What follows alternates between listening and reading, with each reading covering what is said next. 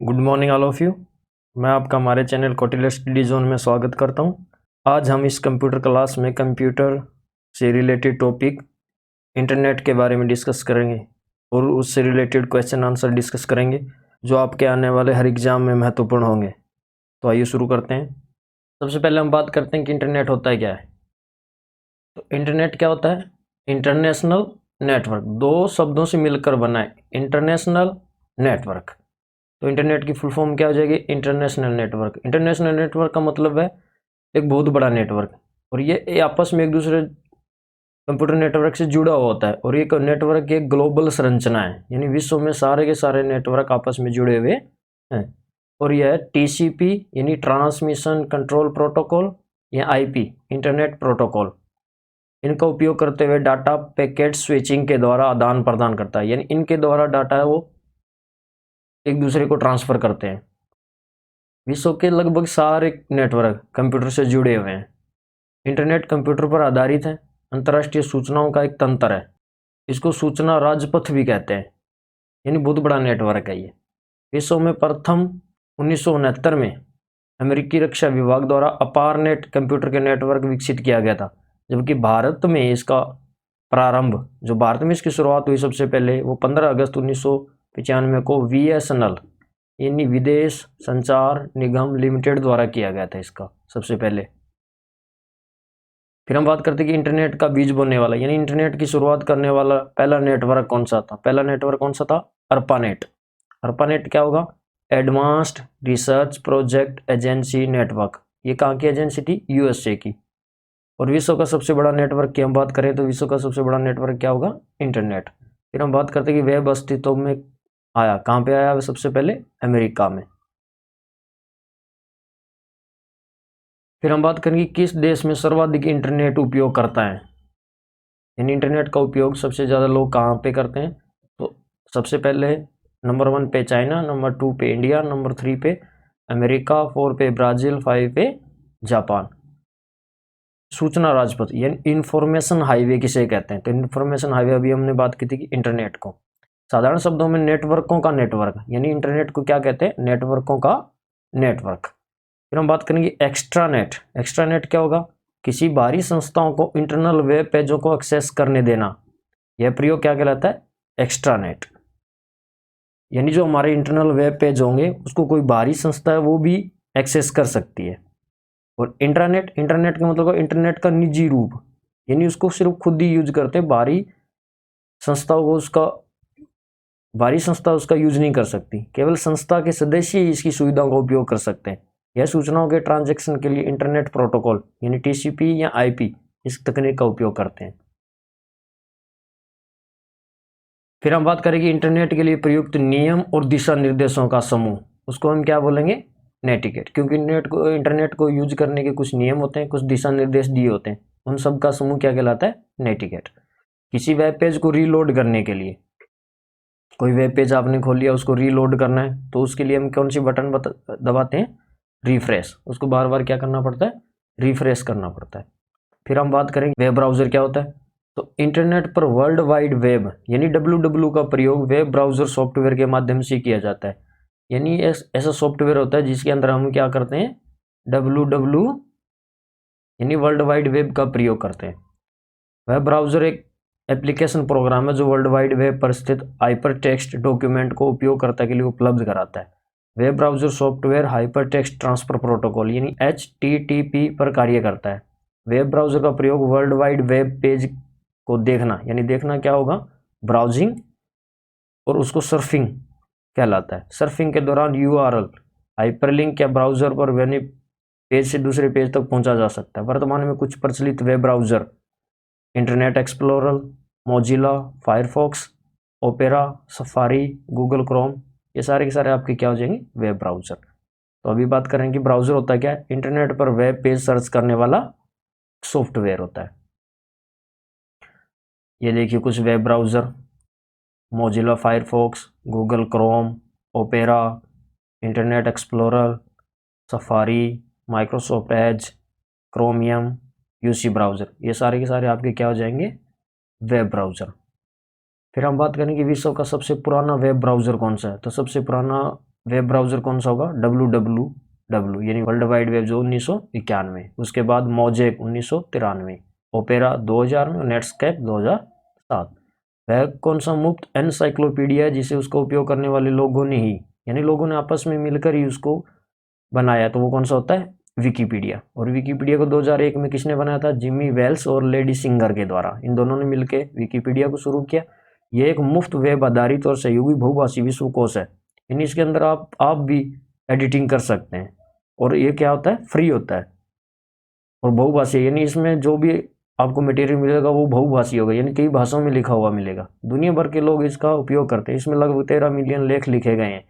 इसके लेखों को कोई भी व्यक्ति संपादित यानी एडिट कर सकता है। आप भी उसके अंदर कुछ भी ऐड कर सकते हैं। फिर बात करें ईमेल का विकास, यानी ईमेल का विकास किया था सबसे ज़्यादा रेमंड सैमुअल टॉमिल्सन के द्वारा। रेमंड सैमुअल टॉमिल्सन के द्वारा एक कौन थे, अमेरिकी कंप्यूटर प्रोग्रामर थे जिन्होंने अर्पानेट प्रणाली पर पहले ईमेल प्रोग्राम का विकास किया था।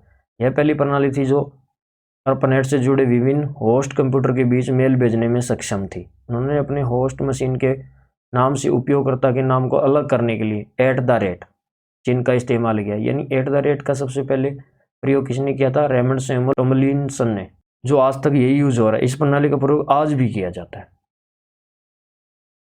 फिर हम बात करें कि ईमेल का आविष्कार किसने किया, तो आविष्कार किसने किया था, V.A. शिवा अय्यदुराई। इसके द्वारा सबसे पहले ईमेल का आविष्कार किया गया था। ईमेल में @ के पहले वाला भाग, ईमेल में जो @ होता है उसके पहले का जो भाग होता है उसको क्या बोलते हैं, यूजर नेम। और उसके @ के बाद वाला भाग क्या कहलाता है, डोमेन नेम। और ईमेल एड्रेस की पहचान किसे की जाती है, @ से। फिर हम बात करें कि अनचाहे ईमेल, अनचाहे ईमेल या जंक मेल।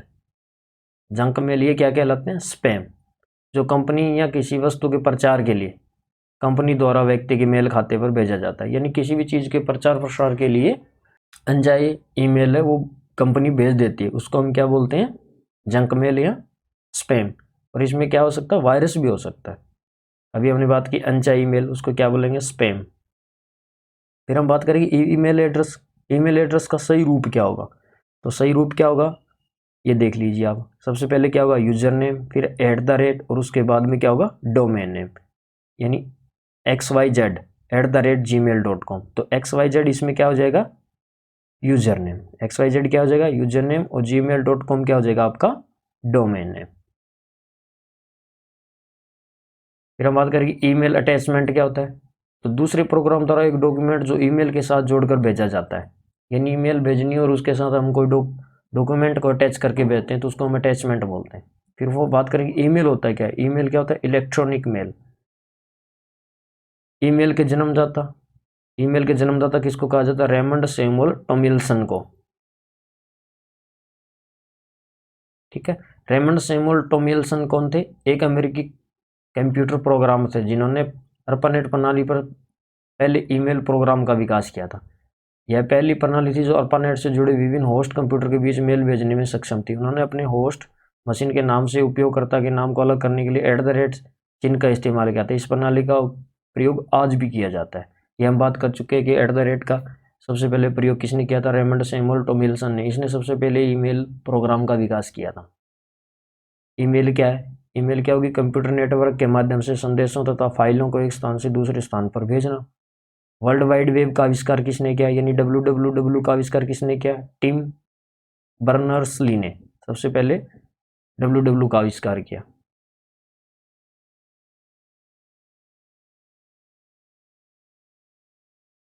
फिर हम बात करेंगे वर्ल्ड वाइड वेब यानी www में किस प्रकार की सूचना होती है, तो इसमें पाठ, चित्र व ध्वनि तीनों प्रकार की सूचनाएं होती है।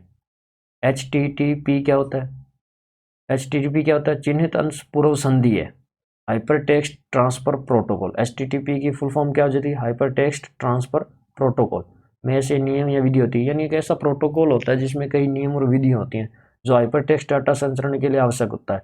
वेब सर्वर से डाटा प्राप्त करने के लिए HTTP प्रोटोकॉल का होना आवश्यक होता है। अन्य प्रकार के सर्वर के लिए अन्य प्रकार के प्रोटोकॉल का प्रयोग किया जाता है, जैसे FTP सर्वर के लिए FTP प्रोटोकॉल का यूज किया जाता है। तो HTTP क्या हो जाएगा, यानी जब हम वेब सर्वर से कोई भी डाटा प्राप्त करेंगे तो उसके लिए HTTP प्रोटोकॉल का होना बहुत ही ज़रूरी है। फिर बात करेंगे वेबसाइट। वेबसाइट क्या होता है, इंटरनेट पर एक ऐसा स्थान है जब कोई भी व्यक्ति या संस्था अपने से संबंधित सूचना को स्थापित करता है। यानी वेबसाइट क्या होगा, जहाँ पर कोई भी आदमी, कोई भी व्यक्ति या कोई भी संस्था अपने से रिलेटेड सारी सूचनाएं वहाँ डाल देते हैं। प्रत्येक वेबसाइट का एक वेब एड्रेस दिया जाता है जिसे हम क्या कहते हैं, URL, uniform resource locator. URL का प्रारूप निम्नलिखित प्रकार का होता है, जैसे HTTP www.ncsi.ernet.in। ये क्या हो जाएगा, URL। www क्या है, एक वेब सेवा है तथा शेष पता है तथा स्पष्ट है कि एक वेबसाइट है। .com कॉमर्स वेबसाइट को दिखाता है, यानी अगर .com लगा होगा, कॉम का क्या मतलब हो जाएगा, कमर्शियल। फिर हम बात करें FTP क्या होगा, फाइल ट्रांसफर प्रोटोकॉल। ये क्या है, एक ट्रांसफर प्रोटोकॉल है जो कंप्यूटर पर फाइल्स को सर्वर और क्लाइंट के बीच ट्रांसफर करने में प्रयोग होता है। फिर हम बात करेंगे कुछ सर्च इंजन कौन कौन से हो जाएंगे, Google, Bing, Yahoo, Baidu, AOL, ask.com, Excite, DuckDuckGo. इनके बारे में हम पिछले लेसन में भी डिस्कस कर चुके हैं। फिर हम बात करेंगे शासन के लिए, यानी गवर्नमेंट के लिए कंप्यूटर का प्रयोग, उसको हम क्या बोलते हैं, ई-गवर्नेंस। क्या बोलेंगे उसको हम, ई-गवर्नेंस। फिर हम बात करेंगे ई कॉमर्स क्या होगा, इंटरनेट के द्वारा व्यापार करना, यानी इंटरनेट पर ही व्यापार करना। तो इंटरनेट पर व्यापार करना मतलब इंटरनेट की सहायता से किसी भी प्रोडक्ट को या किसी भी सर्विस को खरीदना और बेचना। जैसे हम ऑनलाइन शॉपिंग करते हैं, इंटरनेट बैंकिंग हो गई इसमें शामिल, ऑनलाइन रिचार्ज हो गया, ऑनलाइन टैक्सी बुकिंग, ये सारे के सारे किस में शामिल होंगे, आपके ई कॉमर्स में। फिर हम बात करेंगे मोबाइल के जरिए, यानी मोबाइल के द्वारा धनराशि यानी पैसों का ट्रांसफ़र करना, तो उसको हम क्या बोलते हैं, IMPS, इमीडिएट पेमेंट सर्विस। ये कब शुरू की गई थी, 22 नवंबर 2010 को। इसके बाद हम बात करें कि NEFT क्या होता है, नेशनल इलेक्ट्रॉनिक फंड ट्रांसफ़र, और RTGS का होगा, रियल टाइम ग्रॉस सेटलमेंट। ये दोनों के दोनों क्या हैं, बैंक टू बैंक, यानी एक बैंक दूसरे बैंक को इलेक्ट्रॉनिक फंड ट्रांसफ़र करता है, उसके दो माध्यम है, NEFT और RTGS। फिर हम बात करेंगे नेटवर्क पर कंप्यूटर का पता। किसी भी नेटवर्क जो कंप्यूटर का पता हो उसको हम क्या बोलते हैं, IP एड्रेस। और इंटरनेट प्रोटोकॉल, TCP और IP, ये दोनों के दोनों क्या हो जाएंगे, आपके इंटरनेट प्रोटोकॉल। आज के लिए इतना ही। आज हमने डिस्कस किया कि इंटरनेट क्या होता है और उससे रिलेटेड कुछ क्वेश्चन आंसर डिस्कस किए। अगर हमारा वीडियो पसंद आया हो तो उसको लाइक और शेयर करें और हमारे चैनल को सब्सक्राइब करना ना भूलें। Thank you.